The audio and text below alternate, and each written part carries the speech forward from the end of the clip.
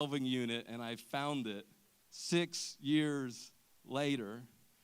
And I think in the moment, I had to order a new one to replace the one that I put in such a safe place that nobody, including myself, would ever find it.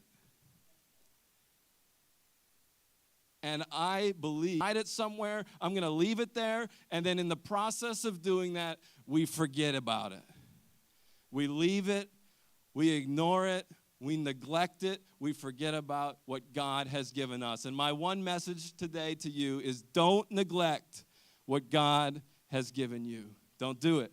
Don't neglect, don't forget what God has given you.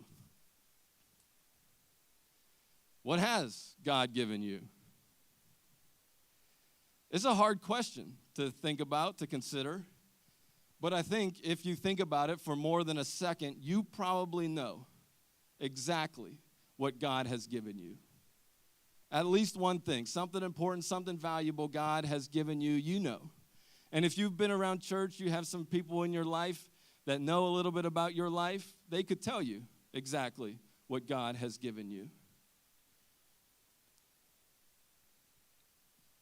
So one of the opportunities that God gave me back in high school was my pastor of my church that I grew up attending. He would say, Kevin, I want you to preach a message in this like teen talent show kind of thing. You know, they were like bringing people up to train them to teach in the church, and it was like a talent show, Teens Involved it was called. And so my pastor was like, you should do this, Kevin, you should preach. And I said,